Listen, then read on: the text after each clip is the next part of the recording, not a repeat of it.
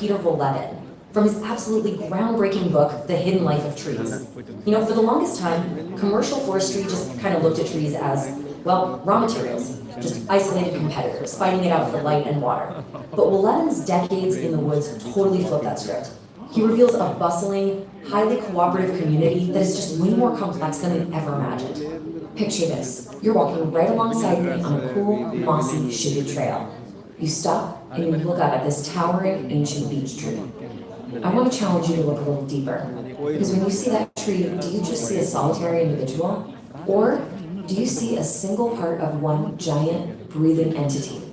Because the truth is, beneath the bark and just under the soil, that tree isn't solitary at all. It is constantly listening, speaking, and interacting with the world around it. Part 1, the secret language. Let's look up at the leafy canopy for a second to figure out how these majestic beings actually talk to each other. Because they do have a secret language. Now, they're famously quiet, right? They don't use sound. Instead, they express themselves through chemical scents and electrical impulses. Take an insect attack, for instance. Say a hungry caterpillar takes a big bite out of a fresh leaf. The tree immediately registers that tissue damage, and an electrical impulse travels away from the bite. Now, trees are in no rush, so this signal travels at a pretty leisurely pace. We're talking about 1 centimeter per minute. But once that signal spreads, the tree releases these sweet-smelling warning gases, like ethylene, right into the breeze. It's basically a chemical alarm bell. And when neighboring trees catch a whiff of that warning scent, they immediately start pumping bitter, toxic tannins into their own leaves. So by the time those caterpillars reach the neighbors, the buffet tastes absolutely terrible. And it gets even crazier. Trees can actually identify the exact saliva of the specific insect that's attacking them. It is not just some blind panic, it's a highly targeted defense. They release these customized SOS scents to call in very specific predators. So if a pine or an elm is being attacked by caterpillars, they'll release a scent that specifically attracts tiny parasitic wasps. Those wasps happily zoom in, lay their eggs inside the caterpillars, and completely neutralize the threat. The tree is literally calling in its own biological air force. How cool is that?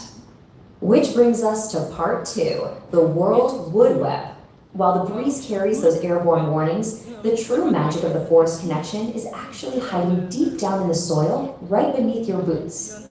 Beneath us is this massive, sprawling network of fungal threads. To put this into perspective, just a single teaspoon of forest soil can contain kilometers of these microscopic filaments.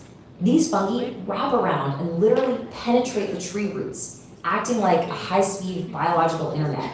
They link up the roots of almost all the trees in the forest, and they perform these absolutely vital community services. We're talking about transmitting warnings of drought or insect attacks way faster than the wind can carry a scent. They share water, they filter out harmful heavy metals, and they even connect entirely different species of trees into one massive communicating web. But of course, nothing in nature is completely free, right? Fungi are actually more like animals than plants. They can't photosynthesize to make their own food. So the trees gladly pay a heavy toll to keep this network running. They actually give up to a third, yes, 1 entire third of their total daily sugar production just to feed these fungi. They happily pay this massive tax because that underground network is quite literally an absolute matter of survival. And that perfectly sets up part 3, sharing the wealth. You see, this underground fungal network creates a really powerful system of support, completely proving that fierce, ruthless competition is definitely not the only rule of nature. It's actually a pretty stark contrast. Think about isolated trees planted in commercial forestry. Their roots are often damaged, they're disconnected from the fungal network, so they have to fight entirely for themselves, and sadly, they often die young. But trees in an ancient, connected forest, they operate on a whole different level. Researchers have found that connected beeches will actually synchronize their photosynthesis. The wealthier trees, the ones with plenty of access to sunlight, will just pump their excess sugar straight through the root network to feed the weaker, shaded trees. They completely equalize the wealth so that the weak and the strong thrive together. I think this crucial point is captured perfectly by a really amazing discovery Volevin made. He found what looked like a mossy old stone on the forest floor, but it turned out to be a felled tree stump, a 400-year-old tree stump. And when he scraped the bark away, it was still brilliantly green inside. Now without leaves, this stump hadn't been able to produce a single drop of its own food for centuries. It was kept alive for all those hundreds of years simply because its neighbors were actively pumping sugar to it through their interconnected roots. They literally refused to let their old companion pass away. And that leads us to part 4, entangled happiness. This is the question that just absolutely boggles the mind, doesn't it? Why? Why do trees go to such incredible lengths, sacrificing their own hard-earned energy just to keep their neighbors alive, especially a seemingly useless, decaying stump? Well, it's because a forest's robustness depends entirely on its community. As this quote captures so beautifully, a tree can only be as good as the forest that surrounds it. Think about it. If trees just let their neighbors die, large gaps would open up in the protective canopy overhead. The harsh summer heat would bake the forest floor to dust, and brutal winter storms would just blow right through and topple those newly isolated trunks. By sharing resources and keeping everyone around them healthy, they maintain the cool, humid, stable microclimate that they all desperately need to survive. Their entangled happiness, their profound interdependence, is the very key to their survival. So, as we wrap up this explainer and you get ready to dive into the rest of your symposium, I really want you to keep this magnificent superorganism in the back of your mind. Ask yourselves this: if the mightiest, most enduring beings in the forest rely entirely on their community, their communication, and their shared wealth to thrive, well, how might we rethink our own interdependence? Thanks so much for taking this walk through the woods with me today, and I hope you have an absolutely wonderful time at the Alliance Française Symposium.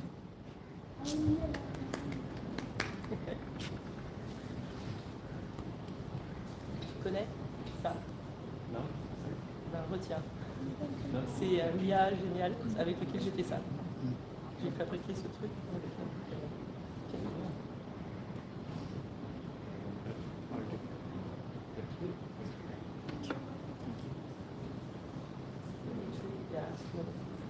Next.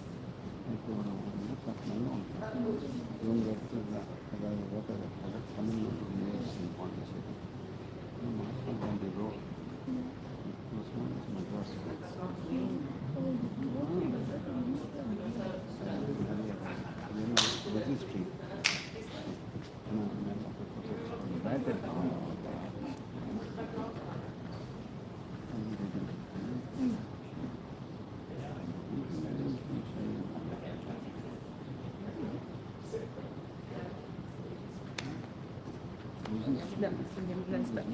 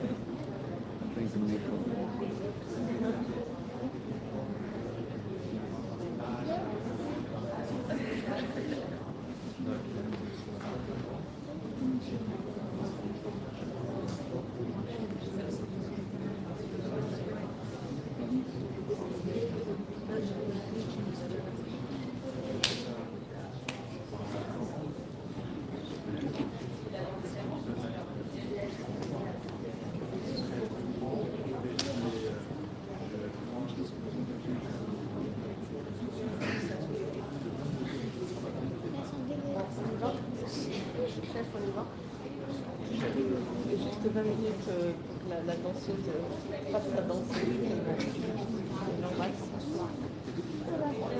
Moi, toujours pas. La suite, il faudra donc taper. C'est la même. C'est la même. On y va. Tu es un bon d'accord. Allez, salut. Hello, hello. Check, check. Bonsoir. Bonsoir, d'accord. Good evening. How are you? Tout le monde va bien? Bon, ben c'est parfait. Donc ce soir, je suis très heureux d'avoir notre deuxième grand événement, même si c'est une semaine. Donc I'm so happy to have the second big event of the week about the symposium on law, not order, but forest and happiness. And I'm very happy, I'm actually delighted that we have such a wonderful guest, Sir Dorji Wangdi. Ji, thank you for being here. As you may know, he's a key political figure of Bhutan. He has been member of the government. He's the leader of the Bhutanese Peace and Prosperity Party, if I'm not mistaken. And he has been one of the longest members of the parliament in Bhutan. So he will give us quite an insight on this very specific, exceptional Bhutanese view about politics and happiness. So thank you, sir. Thank you for being there. Once again, I cannot avoid that, and I will not dodge it. Thank you, Yamna, for this wonderful event. And God knows, those days have not been kind to you lately, so thank you for all that you have been doing for us. Donc merci beaucoup pour les francophones dans la salle. Donc comme je le disais, nous avons la chance d'avoir un invité de marque. qui a été membre du gouvernement du Bhoutan, qui est une figure majeure de la politique du Bhoutan et qui va ce soir nous éclairer sur cette vision très particulière de ce pays à nul autre pareil. Voilà, je vous remercie beaucoup et je donne la parole à Camille.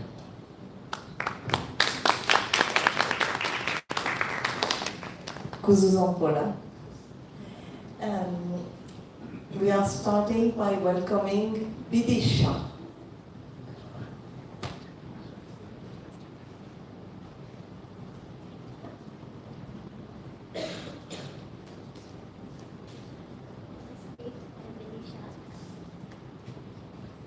Hello, this is Vidisha.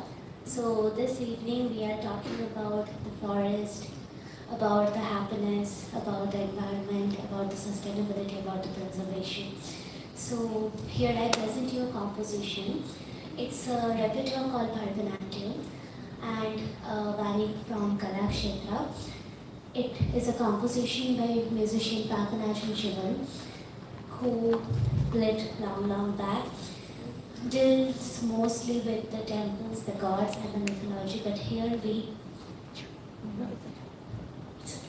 So today I present you something what deals with when a person enters into a temple, and a temple is an embodiment of cosmos, of universe, of sustainability, of preservance, and so on. We see it beyond religion through dance, we see it beyond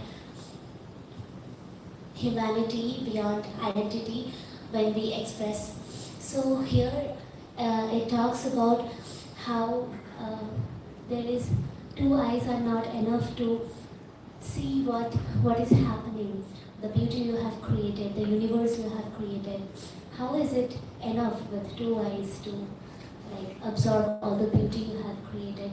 I stand in front of you and I don't understand that I am standing in front of a sanctum, an idol, an iconography, or I am just wandering in between the cosmos, which at the same time my feet are into the crown and I am dangling in the heaven.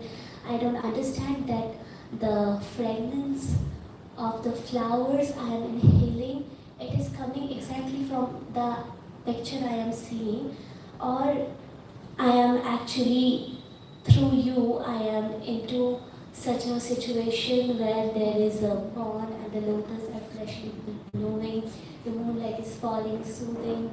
And so technically, through this composition, the poet explores the universe, the nature, the cosmos, the core of living, and still come back and say it's all the creation of yours. So it's set in Tamil. And here I present you Kanakan Koti Vendum, Kapali in Pavani. This composition is particularly set for a temple in Mylapore, Chennai. Maybe most of you have visited. It's Kapaleshwar. I have chosen this composition specifically because it's a temple which is very known to us. It's in a very close proximity to us, second.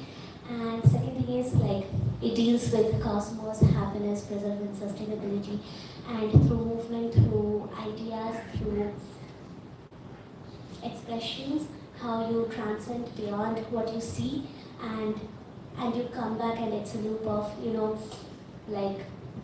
birth, death, and all our life cycle and everything. Thank you.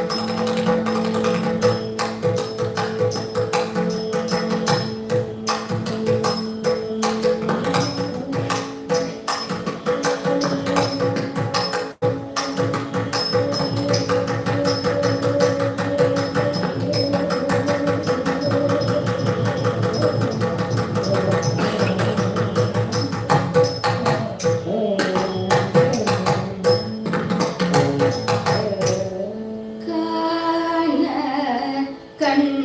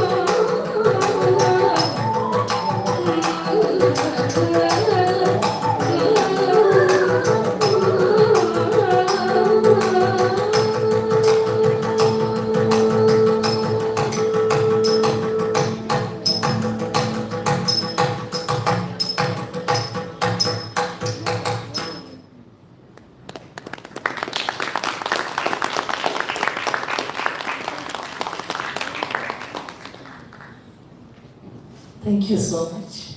Please stay on stage. Can you please set up the things? Then may I please ask our chief guest to come on stage? And all the young, and we are all young of all ages, who participated the other day or who wants to participate, please come there because our chief guest wants it to be an interactive talk. Come. வாங்க எல்லாம் பெஞ்செல்லாம் தூக்கி எடுத்து வைக்கப்பட்டு அனுப்பி கொடுங்க வாங்க Pavithra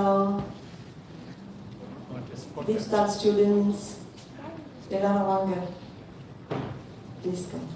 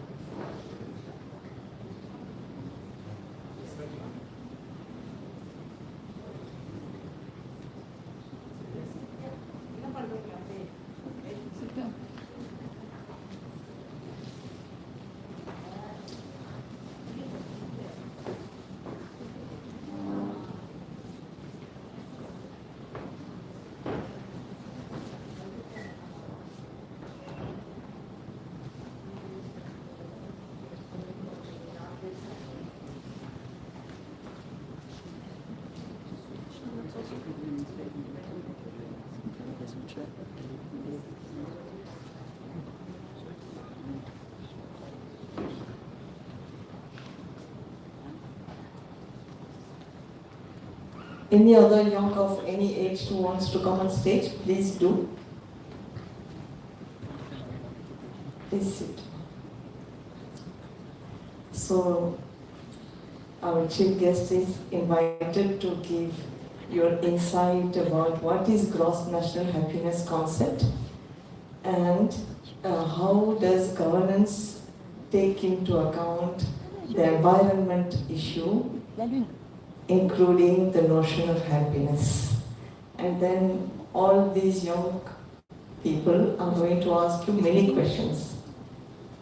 Please, you have your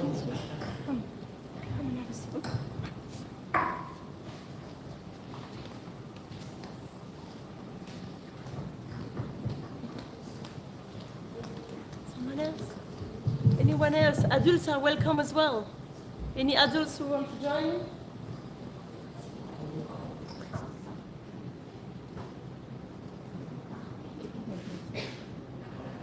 They come one by one.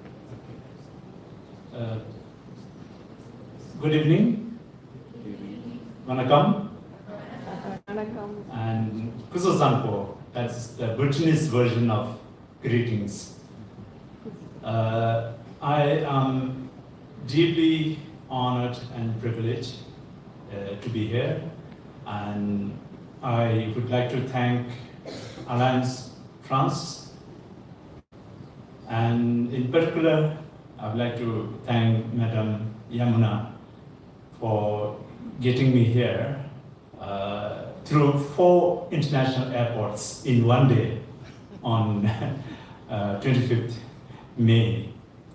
But after visiting the Oroville, I was so amazed and stunned, and I was just simply saying that I never imagined such a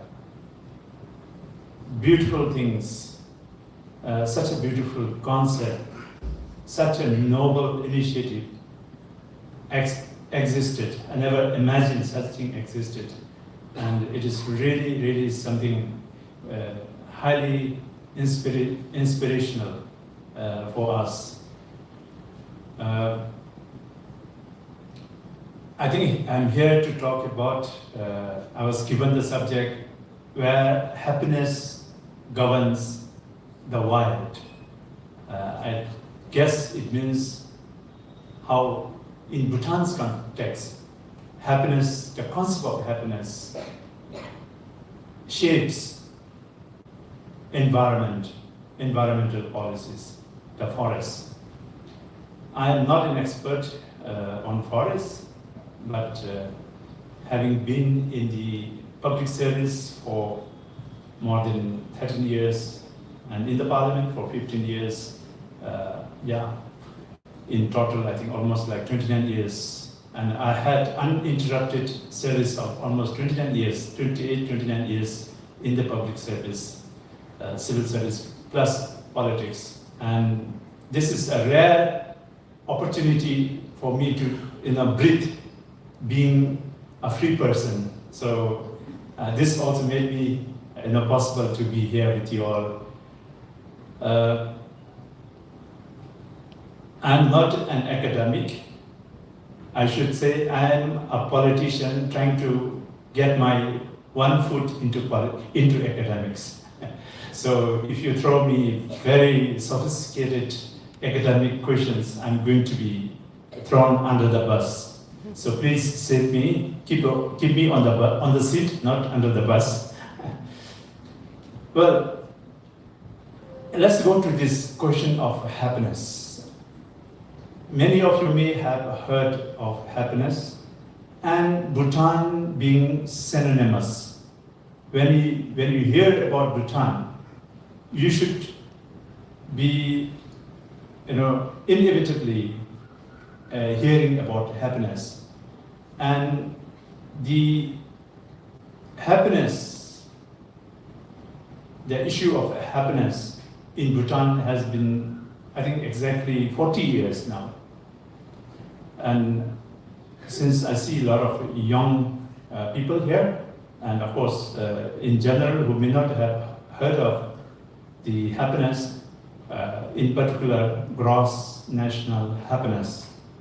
Gross national happiness is an overarching philosophy that guides Bhutan as a nation state. It is this concept that guides our policies, our plans, our budget allocations, our laws, our rules.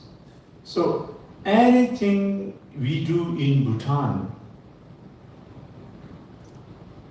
our ultimate journey, our ultimate northern star, as you may call, our northern star, our ultimate goal is to achieve happiness. Now, how did this concept originated is in fact very fascinating even for us as Bhutanese. Let me take you to 1972. In 1972, our third king suddenly passed away.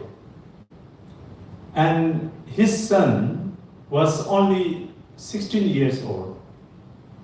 And by our law, to be enthroned as a king, as you may understand very well, you have to be at least 18.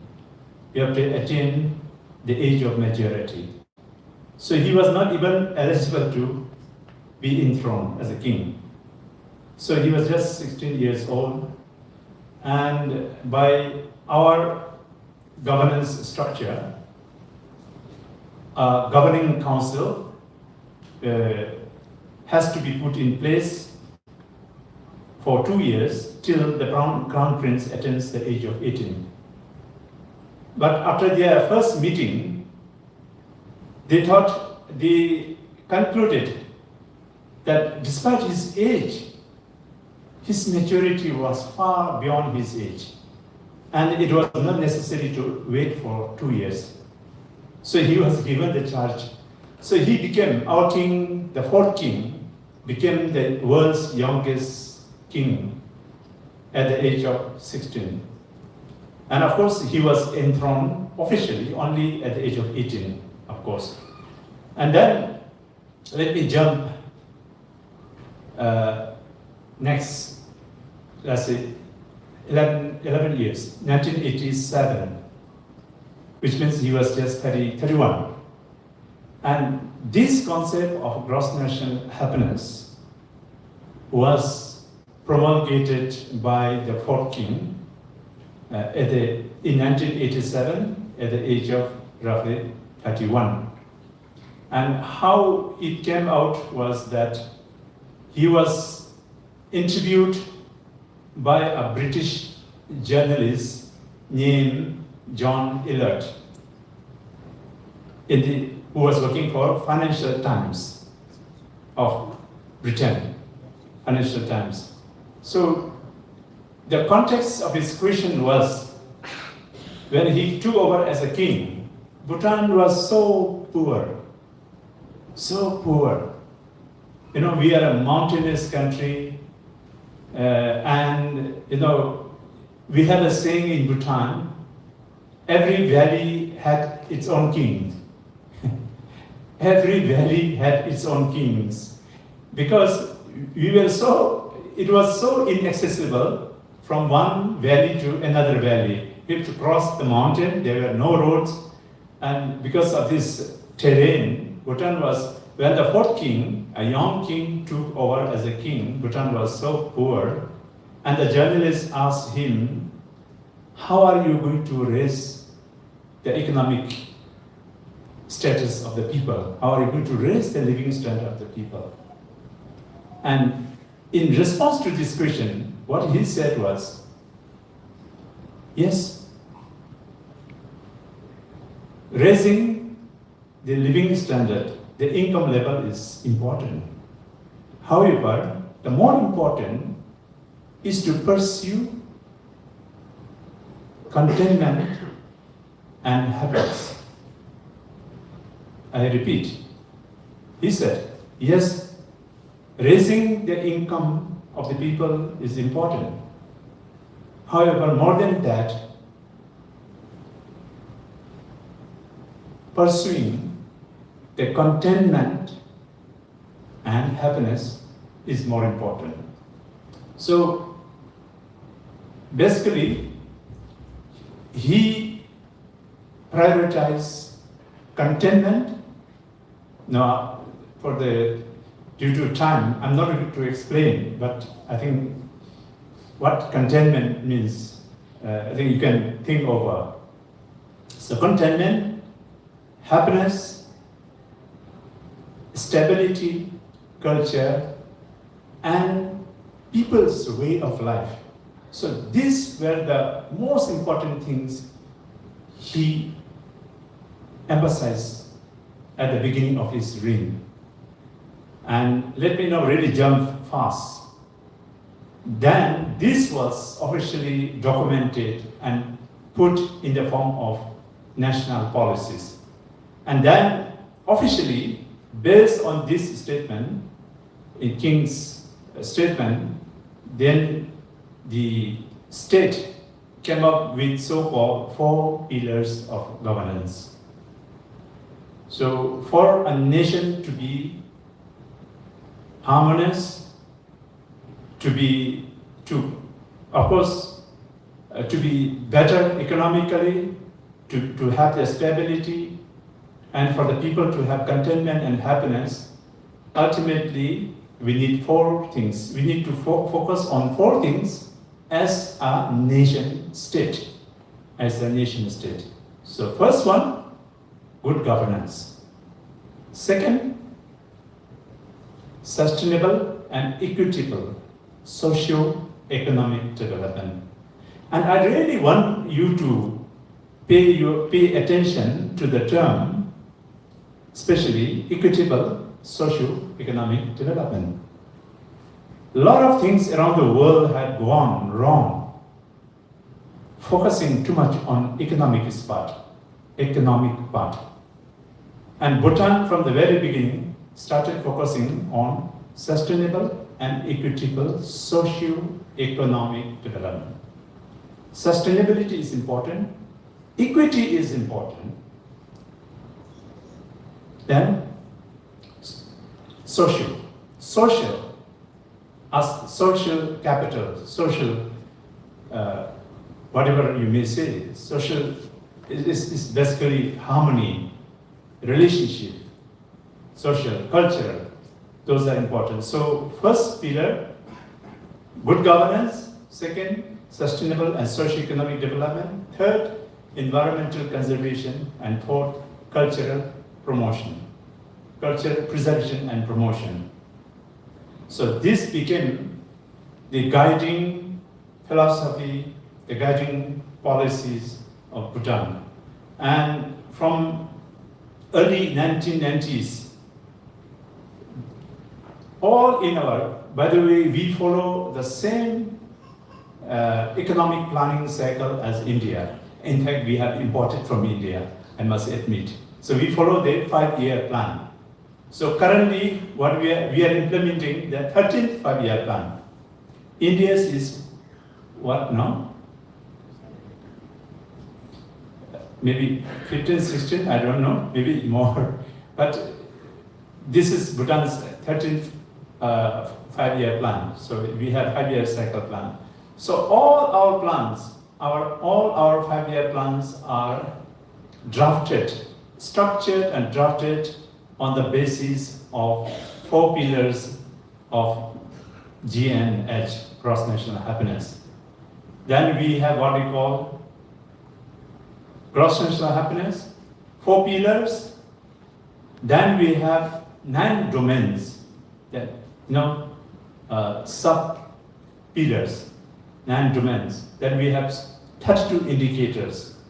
So all our planning is, if you look at our planning document, you have the big chapter on governance, which will include judiciary, law, legislation, everything. In 5 years, how you are going to do that one. Second, you will see sustainable and socio-economic development. And that will be the largest chapter, because that is about their development plans. Then comes environmental preservation. The fourth one will be cultural promotion and preservation. So, because we believe, I think one thing in Bhutan, we all agree, 100%, we all agree that this is the right path to pursue GNH, that GNH should be our ultimate pursuit. Not one single citizen disagrees with this one. But down the line, during the implementation, yes, there may be content, disagreements how to implement. But as far as the guiding philosophy and the principles, the domains, the pillars are concerned, we all agree with that. So, and how do we measure? I'll try to keep my comments as short as possible. So how do we, before measuring, how do we implement?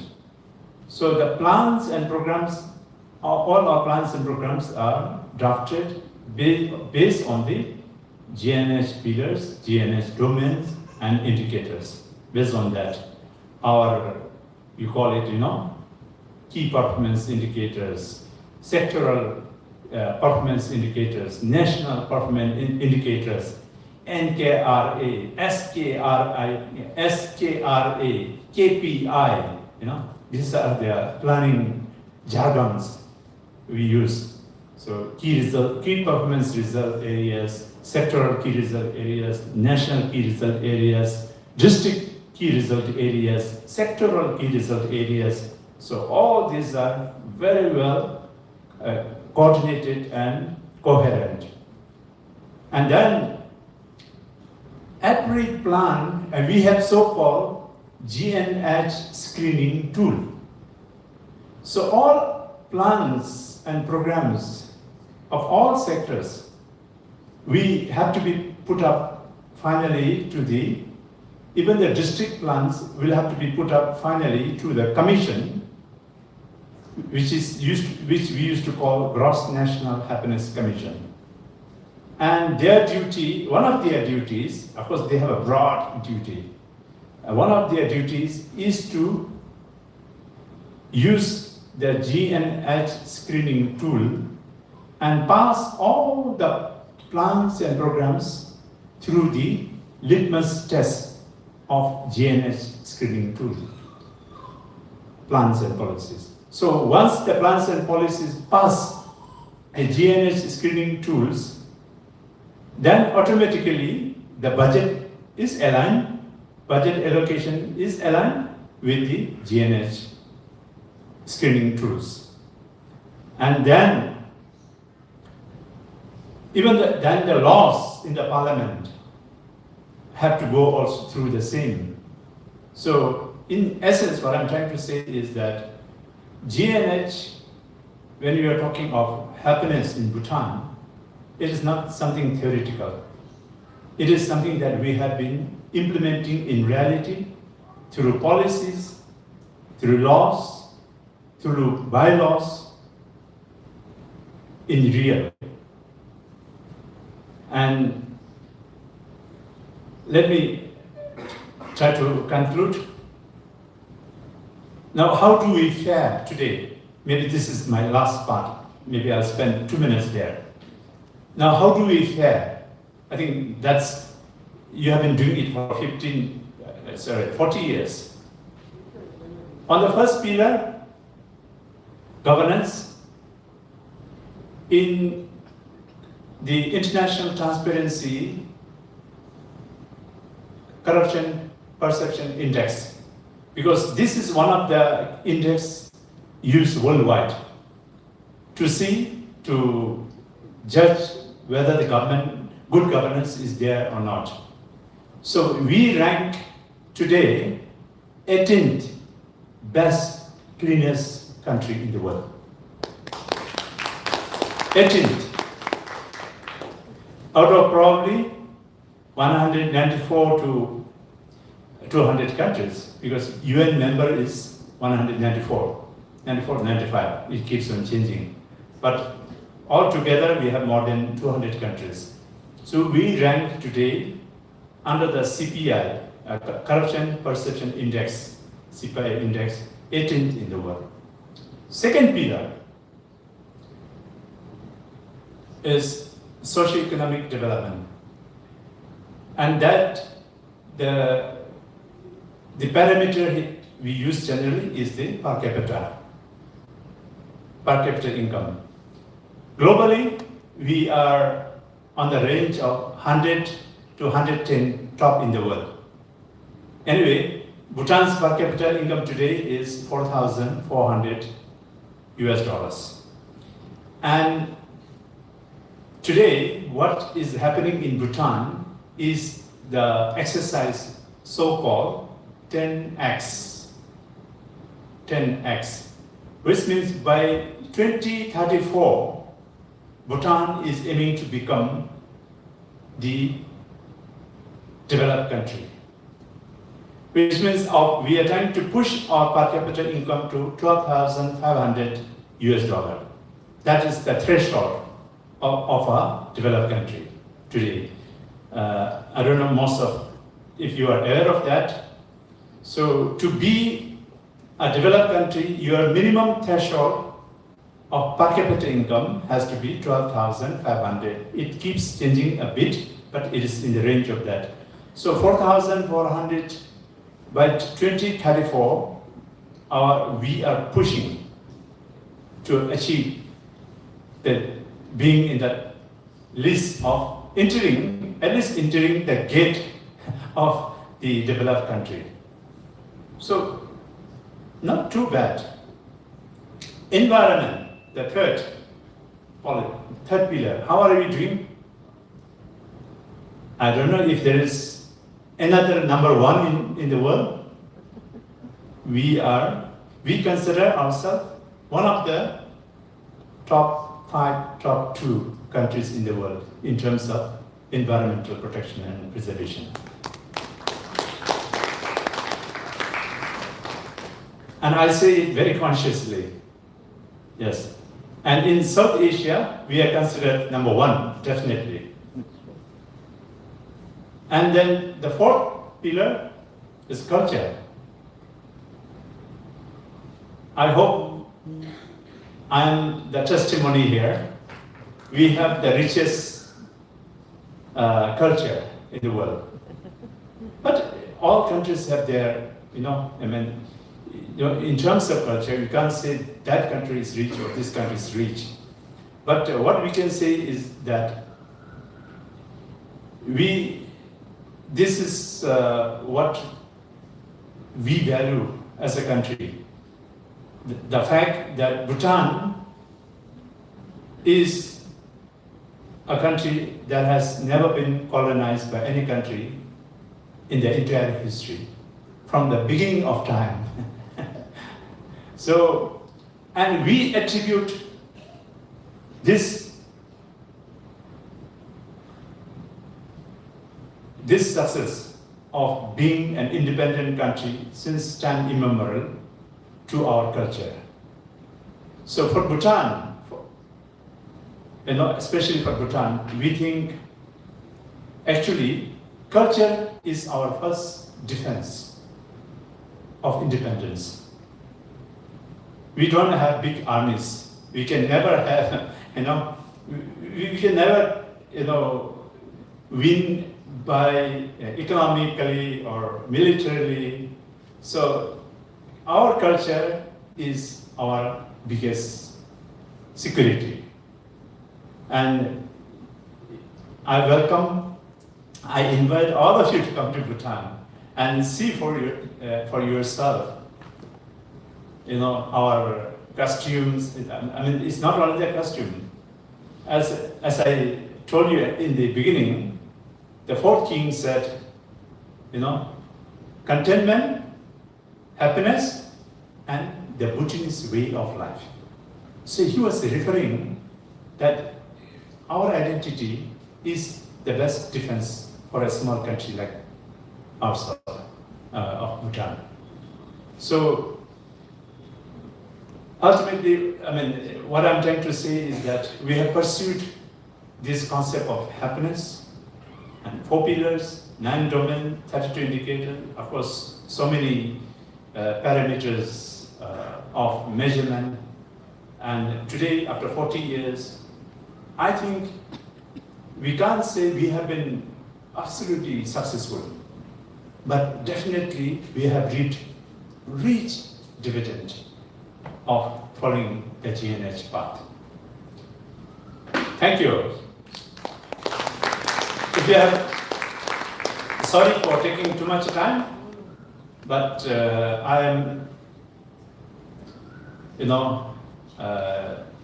I'm really indebted to Alliance France, for bringing me here, and I sincerely feel I must do the best I can for the trust that they have given me by bringing here and have this interaction. Please feel absolutely free. I have been in politics for 15 years, and if it is in the political setting, I tell you, you should, trust me only half, but here you can trust me 100%. So I'm not I'll be not talking from the political angle here, so I'm here to share whatever I can share with you to my best. Thank you.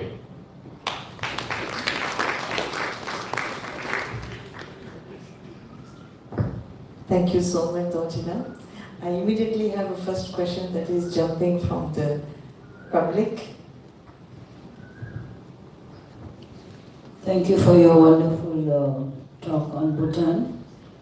I'm very interested to know what is the situation of the youth in Bhutan and how much of interaction there is between the Indian young generation and Bhutan.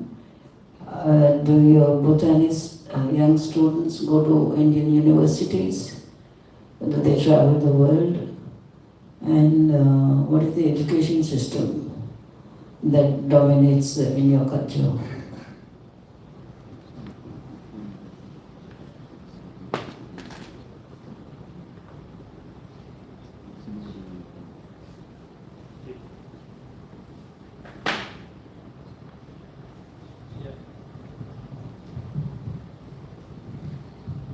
Thank you. You know, by work, I was a public servant, politician, but by academic pursuit, I'm a management student.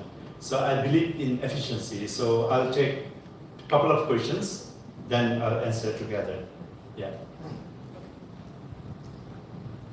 I have a question, but first I have to convey a message because I got a message from the French ambassador, so His Excellency Thierry Matou is conveying his warm regards to you, the ambassador of France.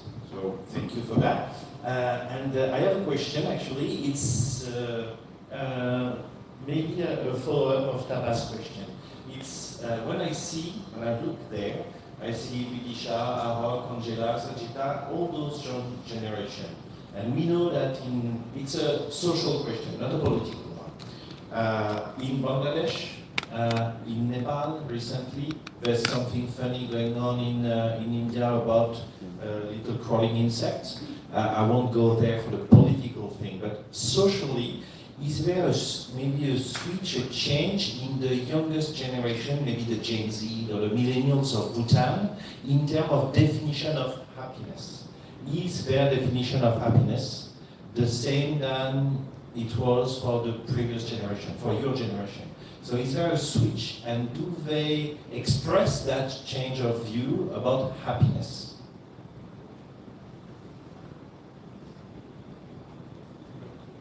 Any other question? Yes.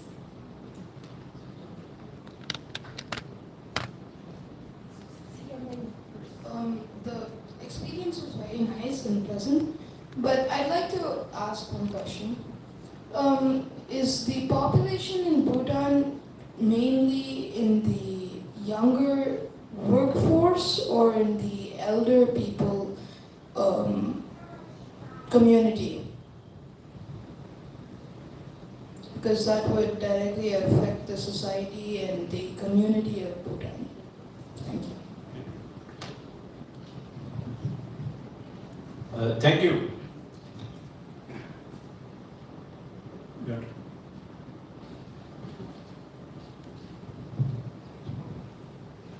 Thank you. I was very happy to know that you have been to Auroville and have had a good experience. In Auroville, we have this very high ideal of unity in diversity. And when we talk of gross national happiness, obviously I can imagine that unity in diversity is also an ideal that Bhutan embraces, and I would love to know what your experience is. In terms of integrating minorities and having this richness, a harmony between all the different religions and tribes and whatever makes up the Bhutanese population. Thank you. Thank you.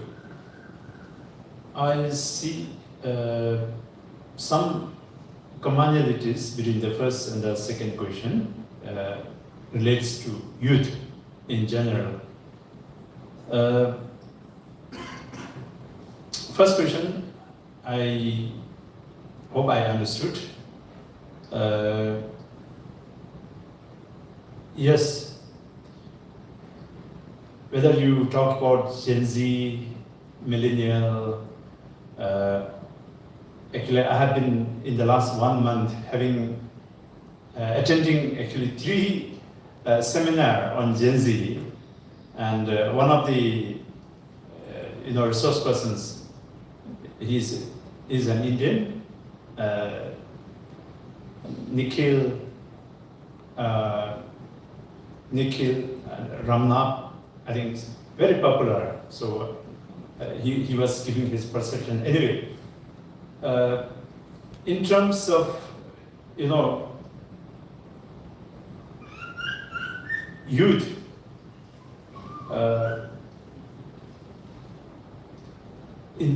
these days we have a lot of youth studying abroad in India, in Australia, Thailand, all over. According to one source, Bhutanese youth study in around 152 countries today. not in big numbers, we are a small country, but the spread is actually quite extensive, around in 152 countries. And I think your question was from the context, from the angle of how this could influence. Because they will be, as a youth, at their young age, in different cultures, they will be exposed to different cultures, and whether this could have any influence in the future on the culture or identity of Bhutan. I cannot give definite answer, but I would only guess everything has to evolve anyway. So Bhutan should accept the leaders in the country should be very acutely aware of that and be prepared for it. So that's all I can say. And we have to remain progressive. And one thing I can tell you, our constitution is very progressive. It says there is a large chapter on preservation and promotion of culture. But there is a very strong line which says that culture and spiritualism should be progressive. That word, one word, quote unquote, progressive, may sound very simple, but it carries a heavy meaning as far as I am concerned. So this is what I cannot give you a direct, exact answer, but that's what I can say. And yes, Gen Z, definitely, we all have seen what happened in Nepal, Bangladesh, and of course, what we have not seen, or a lot of things are changing. And what I can say at the moment is that youth are youth anywhere, right? It doesn't matter whether you are Indian or Bangladesh or Nepali or German or French, it doesn't matter. They live, they live in the same kind of world. So the only thing is that in Bhutan at the moment, I think we can be assured of guiding our youth before they become frustrated, helping them before they become frustrated. I think this is the difference, and that's what people in the government, people responsible leaders should be, cognizant, should be intelligent enough to be progressive, innovative, adaptive, proactive. Yeah, so, and our king, what's happening today? I was just reading this morning, His Majesty the King and our Prime Minister is just back in the capital, having attended the POP, passing out parade of our youth from the compulsory voluntary service training. And this is the proactive step taken by our king. And what do this involve? Our youth are trained for 9 months.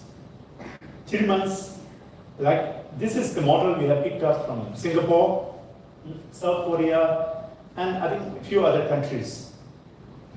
The compulsory youth voluntary program. And they go through 9 months of so-called national service program, 3 months of physical training, and 6 months of skills training. And it doesn't stop after 6 months. So if you have taken, let's say, level 1 bakery course, or huge number of skilling programs are given, anyway, we have started taking care of youth. I think we have been very proactive, and our king has been really proactive. So I think we stand at a very good moment, and our future, I don't want to mince words, but I feel our future is quite optimistic. And yes, population, definitely a large part of our population is a young workforce. And I must admit, like in other countries, a lot of youth are going abroad. Especially we have almost now, I think, 50 to 60,000 Bhutanese. 70 to 80% are young people working, studying in Australia. And this has been one of the biggest challenges. I would not say problem. This has been one of the biggest challenges for the government. And this has, of course, awakened us further to take appropriate steps to keep our people, to encourage. Controlling is never a solution. That's what we believe. We can never control. We should never control. You have to always inspire people to stay, and that takes, more efforts on the part of the state, on the part of the government than the youth. Yeah. So, and by the way, from 2008 to 2012, I was the Minister for Labor and Human Resources, and youth unemployment was my main job, and I have a very, very good memories of that. Yeah, so I feel I should contribute in this field, even in personal capacity. And the fourth question was about unity in diversity. Yes, again, nothing stays constant. We have to continuously adapt, and yeah,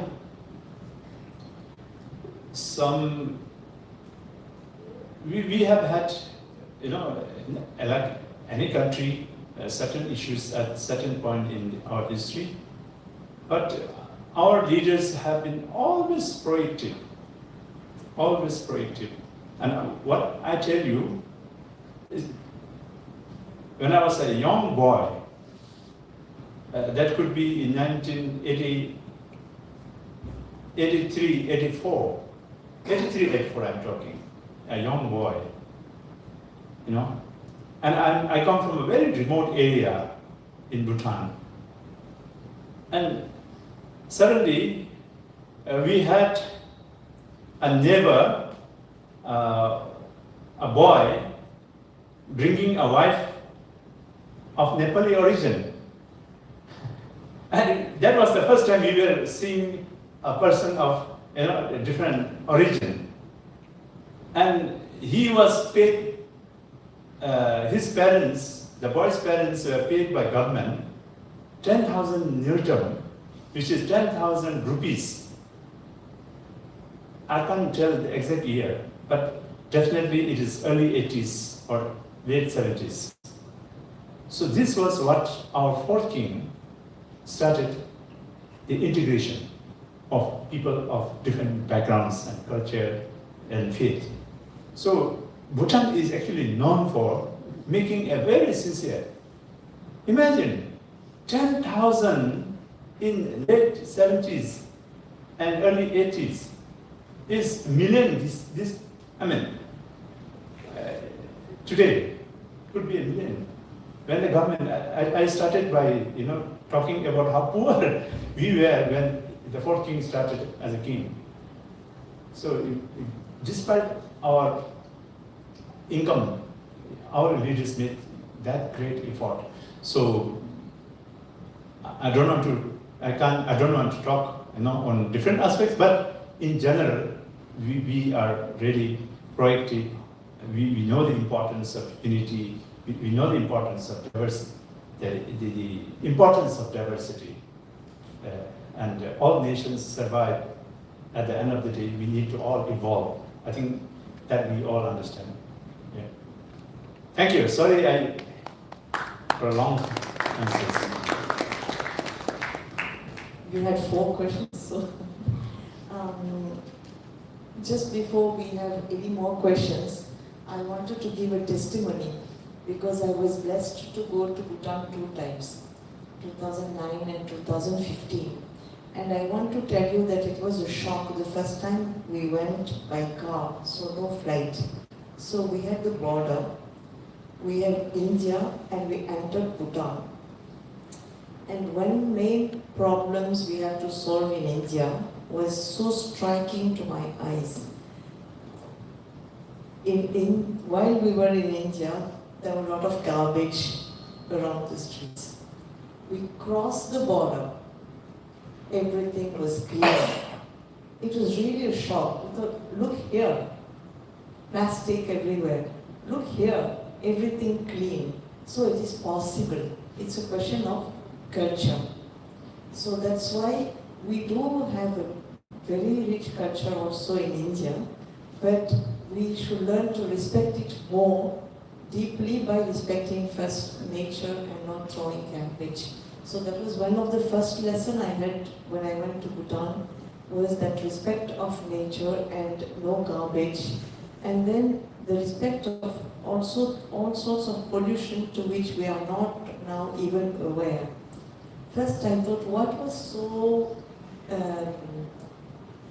giving rest to my eyes? Then suddenly I realized there is no advertisement board. Don't even talk about banners. No advertisement board, at least when I went. I don't know if it is still the same, but each shop had a board on the top of the shop saying what it is selling here, and that's it. So when you come to a city, you don't have all these whatever jewels, this, that, and banners. Nothing is there. So that's another good lesson I had when I went to Bhutan. Well, it was a smoke-free country, no smoking country when I went there. And also, as considering young, education was, or probably it is still there, free for all children. And on merit, they would have that trip paid to go to whichever country they could go, and that was taken up by government only on merit. And so many young people, young students were going abroad in all sorts of countries. And I went to Sheripse University, and I was really surprised also to see the freedom of speech, the freedom of thinking. They really had a free way of thinking. And I was coming from France thinking that's freedom of speech, freedom of this, freedom of that.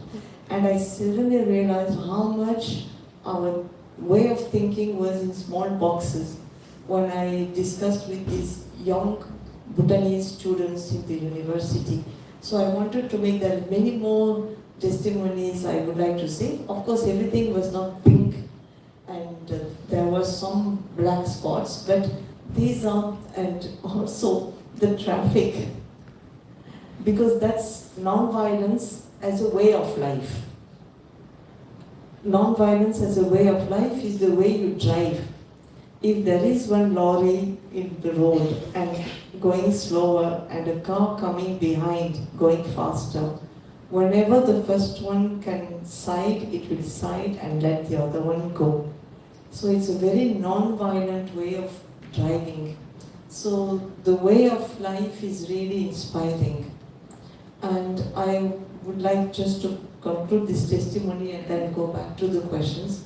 You should know that the International Happiness Observatory has been created on inspiration from Bhutan, and through my brother who was sitting there, but I think he had to go. As a mathematics professor, he has been invited to Sheripse University and to Bhutan to develop the mathematics department of the university. And he's been traveling in all countries in the world. And he came back from Bhutan, and first time he was so enthusiastic. I'm a sort of utopist. I will be enthusiastic for everything. I will want to save the world and all this. But he's a mathematician, he's a scientist. But he said this sentence to me, and that clicked, and then ended up in creating that International Happiness Observatory. He said Bhutan was 1 century back, 5 centuries behind all other countries. But today it is vision-wise 1 century ahead of all other countries. And if the other countries would follow Bhutan's vision, I mean, not copy-paste, but vision, maybe we could be saved. And this sentence in my brother's scientific, he would never say these sort of things. Then this is how the Happiness Observatory started. This was just a testimony, sorry for having been long. Vidisha, would you like to?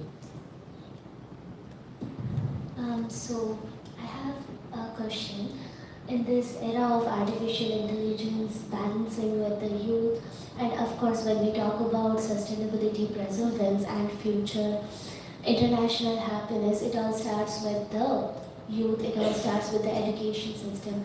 So I would like to ask you, what will be your proposal to India or any other country in terms of developing a sustainable module of understanding the concept of happiness through cross-cultural exchange, through a module where maybe from Bhutan people are traveling to India and learning something, or vice versa. And of course Bhutan is an epitome where we learn cleanliness, where we learn non-violence. So what will be your approach to India or any other country, where what will be the teachings from your country?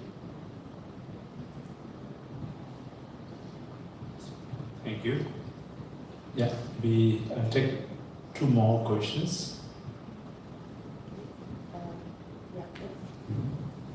Can I know who is having other questions? Because we have to finalize the timing only. Any other questions will be coming from the public? Maybe not. Sorry. You? Okay. Go on. Thank you. According to one of your statements, culture is really important and it's a big difference in Bhutan. So from that I can only assume that the culture in Bhutan is at its zenith. So how do you encourage the culture of Bhutan even more when it's at its maximum? Thank you.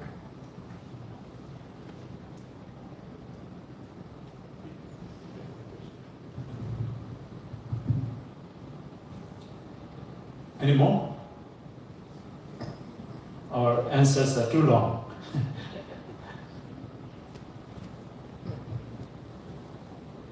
I'm not taking anyone's time. Okay.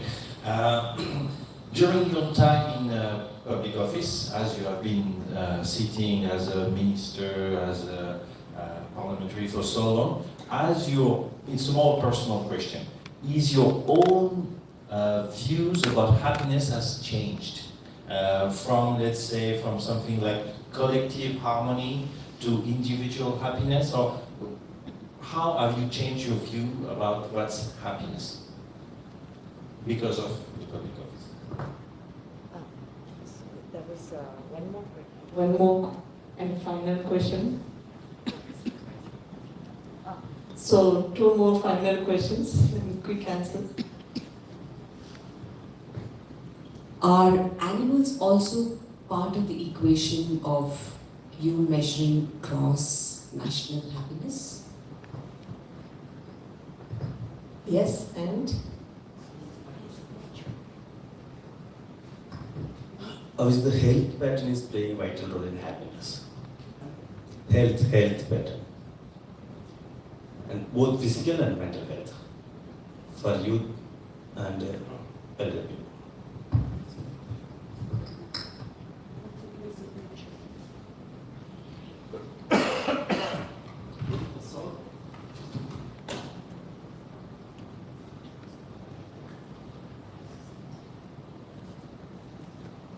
Okay. Thank you so much. About the question of, you're basically talking about, adoption of happiness model. How can we encourage other countries to, adopt the model of happiness? As Yamuna said, are you aware that 20th March is the International Day of Happiness declared by UN, and this was one of the resolutions that received unanimous vote on the proposal of Bhutan in the UN. So, and before declaring that, Bhutan had to submit a lot of papers. It had to submit its arguments about the parameters of happiness and why happiness matters. So happiness, well-being, sustainability, everything. So the world community had agreed to the happiness being the ultimate pursuit of every sentient being, not only human being. So therefore, I would say actually it's already accepted, and all the nations in the world are supposed to, take the path of, adopting policies that will contribute to happiness. But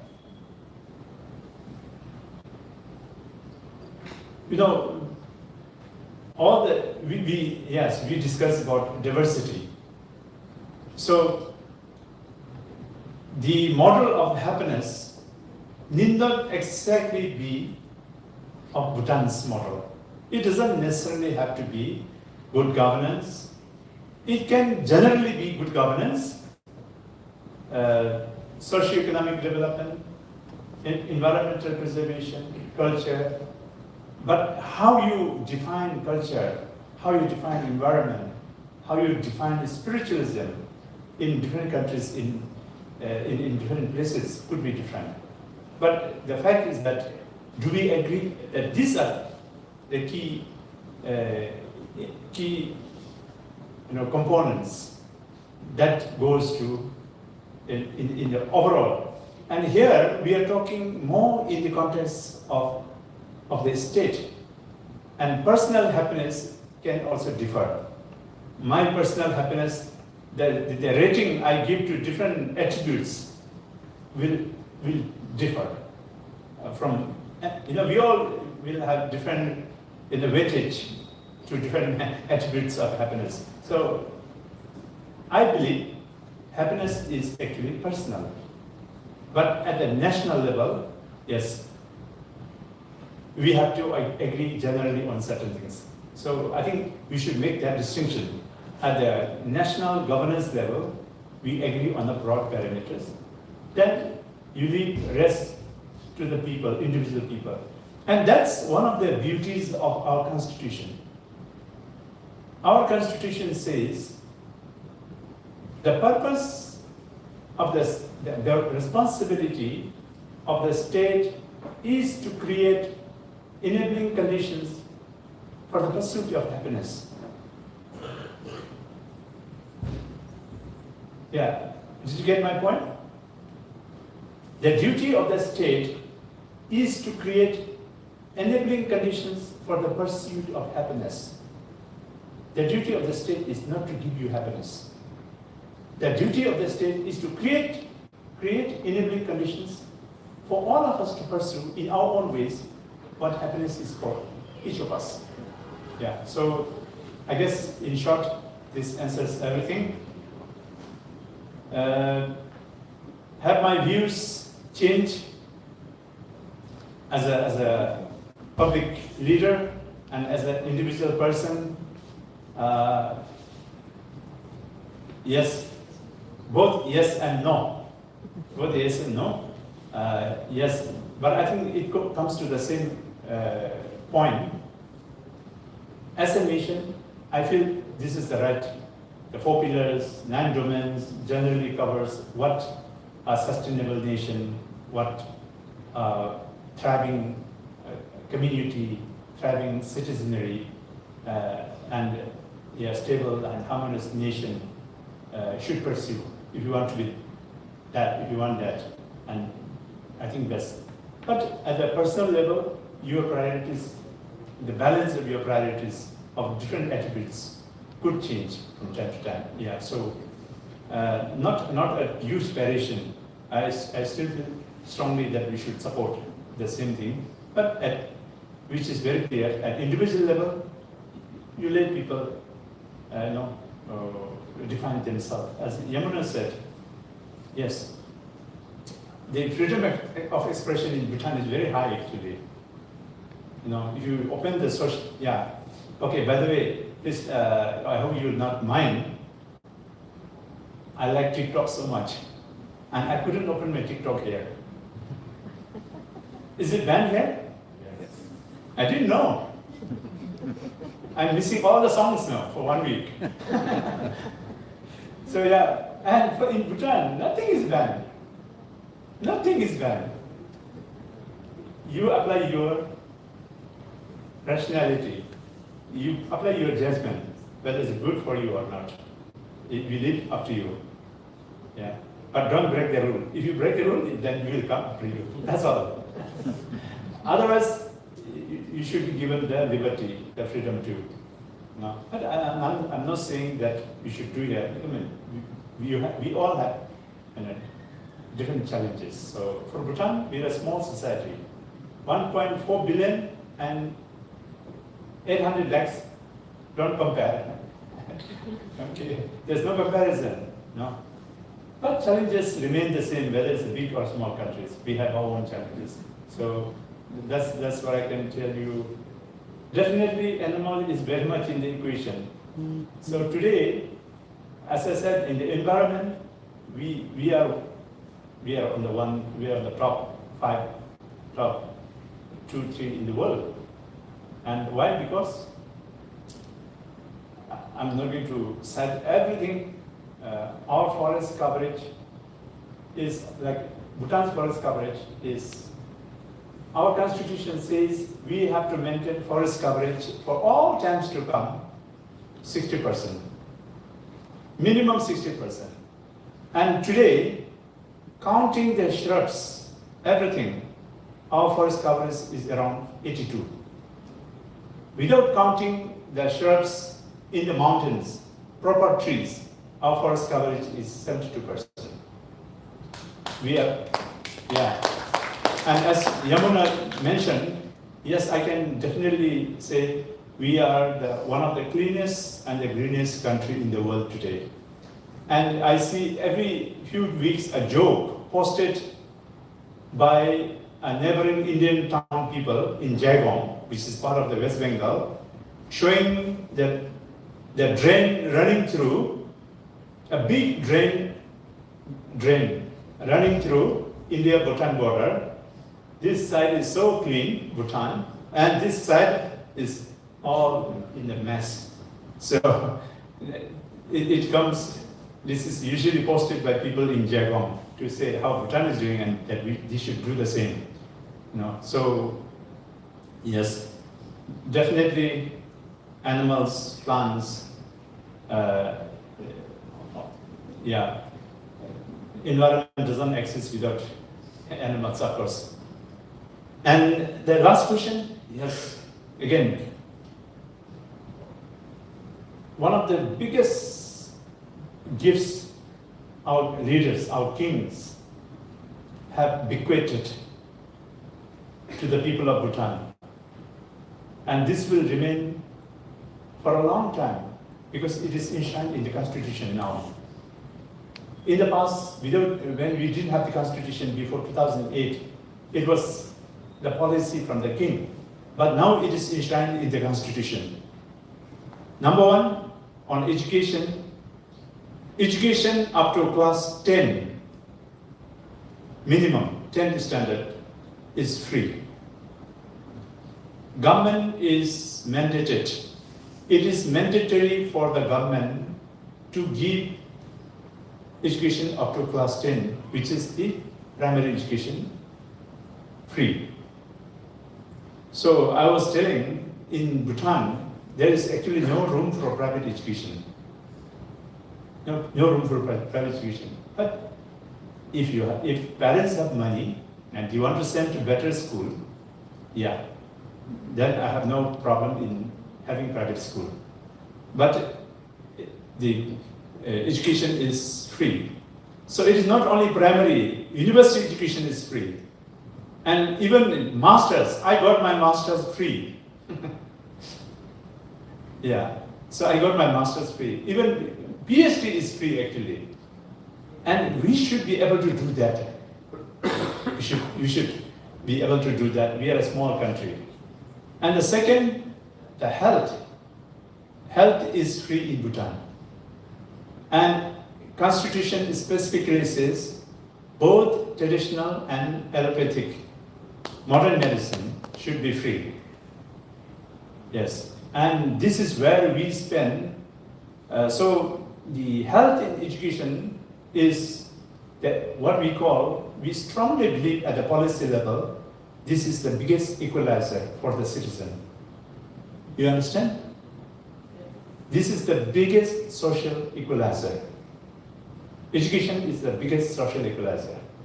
Health is the biggest social equalizer. And this is in keeping with our second principle, equitable socio-economic development. So everyone gets free health. If you have money, you want to go to Bangkok or Delhi to an expensive hospital, no problem, you can spend, you spare government money. But should you need government attention, government is bound to provide you. So we send a lot of people, every year we spend almost $1 billion referring patients to India on government expenses because we don't have super specialty hospital in Bhutan. So now we are planning to have a big super specialty hospital. So education and health will remain one of the unchanging, enduring areas of priority as a nation state for Bhutan. Got my point? Thank you. Just last question. Juste une question. On n'a pas le temps pour une autre question. Une courte, hein? Yeah. What about the tax system? The tax. C'est pas une petite question, la fiscalité. Ok. Sinon, ils ont le budget. Tax is the first and the foremost principle of taxation is equity. So we follow a progressive, equitable taxation. Richer you are, you pay more. That's all. We follow the universal principles in taxation. But these days, I think we are a little in the mess with the GST. I think we didn't learn enough from Indian example. I have studied the whole chronology of Indian GST system. I think we rushed a little bit, so our government is making amends. In current parliament, they are changing the law on GST. But otherwise, we are doing, taxation systems are generally, universal, based on universal principles. Thank you. Thank you so much. So it was a short answer. Thank you. Thank you so much. I think we can give a big round of applause. And Kadinche. And we have a tradition here in the south of India. So please, Yamuna, can you honor our guests?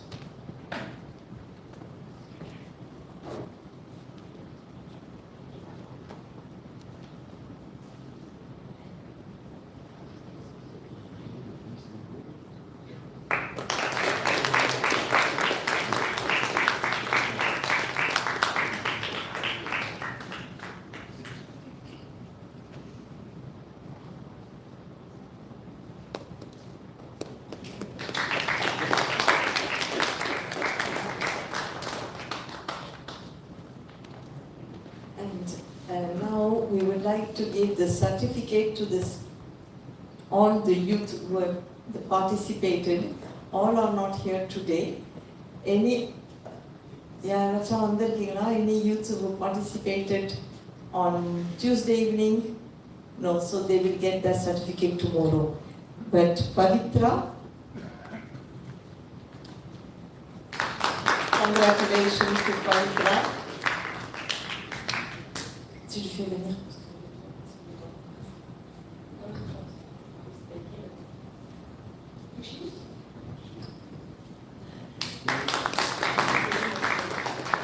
I would like to say that when we celebrated in 2015 the International Day of Happiness, 20th March 2015, Kushi was 3 years old and she was on stage. She doesn't remember. Yeah, that's why. Jason?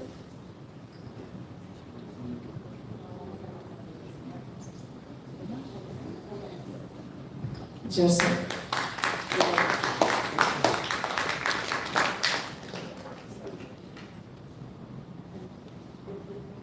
But Vedant. Vedant, get your certificate.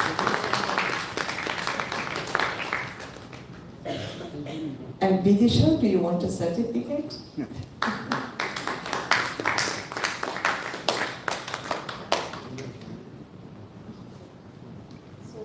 So, thank you to everybody for coming here and for the quality and the softness of the way you listened and the nice questions you asked.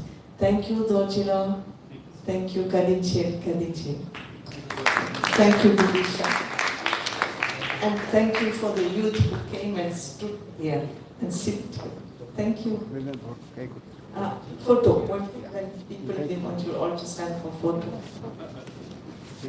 And tomorrow we are having a webinar that becomes more intellectual but interesting with people connecting from different parts of the world. You can come here at 5:30. You will have people from Canada, from Norway, from France, maybe from Bhutan, from India, maybe from Senegal, and they will all say how we have different laws on forest in different parts of the world. So 5:30, please come here tomorrow. It will probably be in French, subtitled in English. Photo is over? Thank you. Somebody wants to click us? One photo with your phone.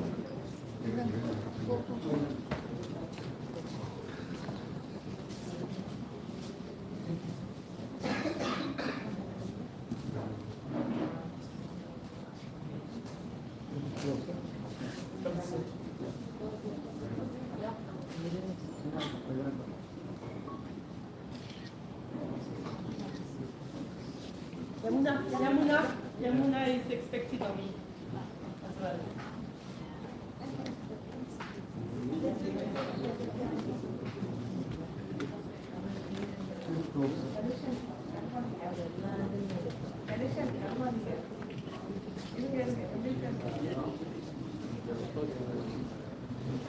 Nothing that happens, that's when you keep the brain and the spirit and the soul of all what's happening.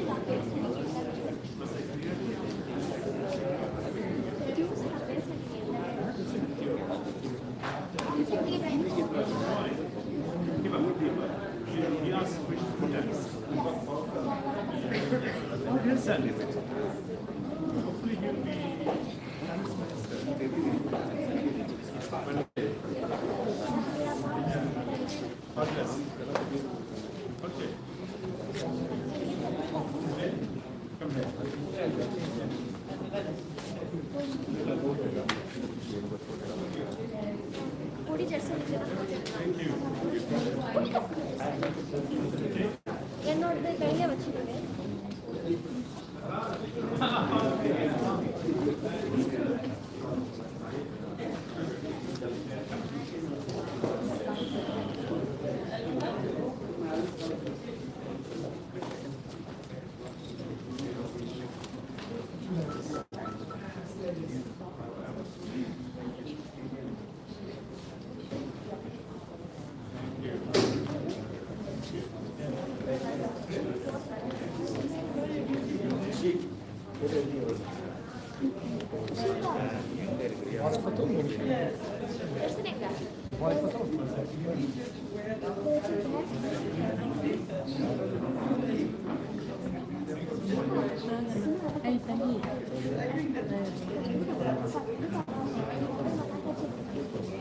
வீட்டுக்கு போகிறப்ப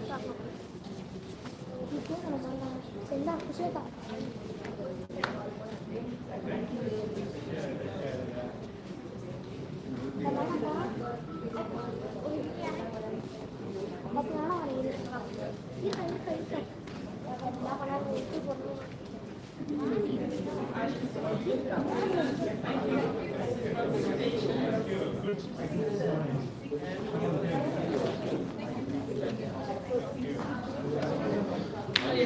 sir எல்லா ஃபோட்டோஸும் உங்களுக்கு அனுப்பி விட்டேன்.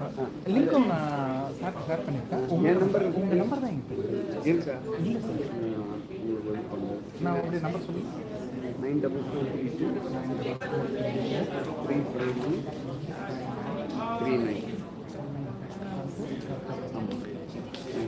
ரொம்ப சந்தோஷமா உங்களுக்கு சந்தோஷமா பார்க்குறதுக்கு அனுப்பிடுச்சு சாருக்கு அனுப்பிட்டேன். ஒரு ரிப்ளை ஓகே எல்லாருக்கும் அனுப்பிச்சு உங்களுக்கு வருது. அவரும் சொன்னார். அதை பாண்டிச்சேரி இந்த இதில் எல்லாம் பாண்டிச்சேரி இல்லை இது வந்து இல்லை இது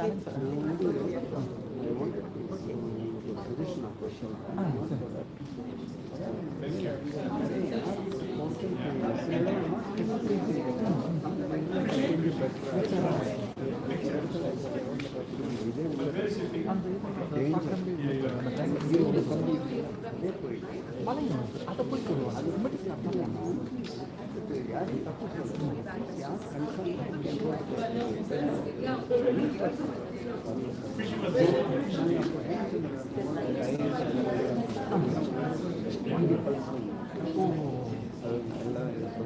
இந்த மாதிரி சொல்கிறேன் பேசுகிறேன். கண்ணாடி போட்டுட்டு அவர் தான் அவர் வந்து சொன்னார். நல்ல கொஸ்டின்ஸ் கேட்டார். இவர் மட்டும்தான் கொஸ்டின் கேட்டிருந்தார், வேற ரொம்ப கேட்டீங்க.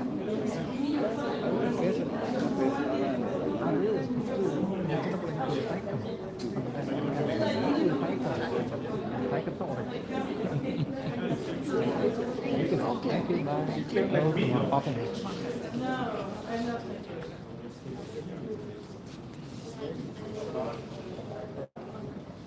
You're so serious, Dorji. This is not natural. Speak to them. Speak to them. It's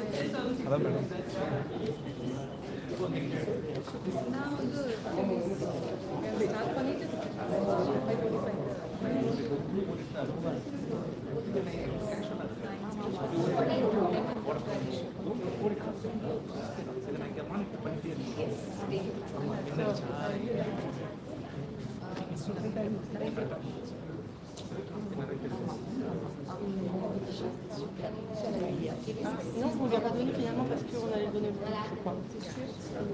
Did you get the book yesterday? No, because she was coming back. I was there when we decided to give today. It is not every to Alliance Française, you have to say thank you. Thank you. I am excited to see that. I love reading.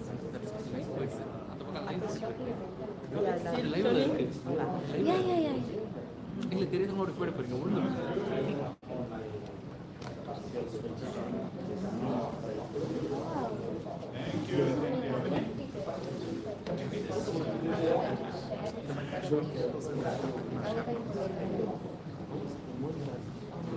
Thank you. N number இருக்குல்ல எனக்கு ஒரு message உங்கள் number எது இந்த மாதிரி அந்த இது live link வந்து இப்போ போட்ட லைவ் லிங்க் வந்தது அந்த இதில் வந்துச்சு இல்லையா குரூப்பில் வந்து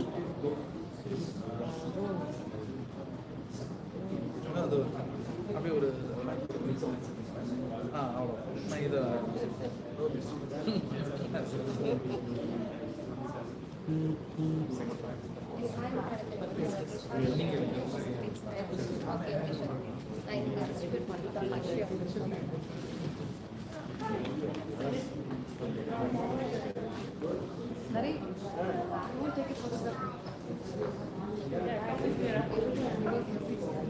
Maybe photo. I take a photo for you.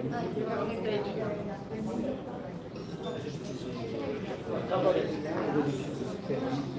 invited for dinner. It's a buffet. You can go when you want.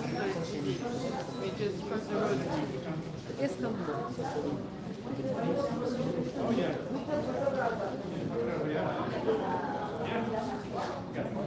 He's very famous in Punjabi. The most famous. Yes, most famous. Very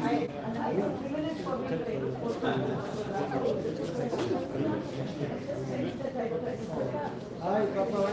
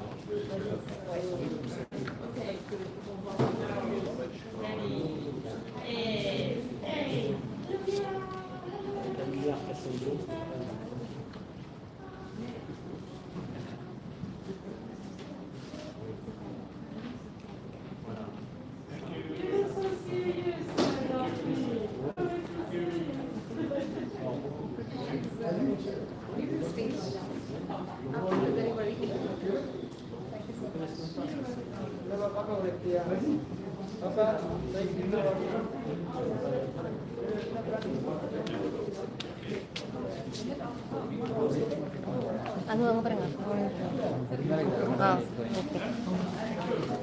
ஓ இன்னும் ஓடிக்கிட்டு இருக்கா இல்லை இல்லை கேஷுவலாக இருக்குது அதனால அப்படி போட்டுருக்கேன்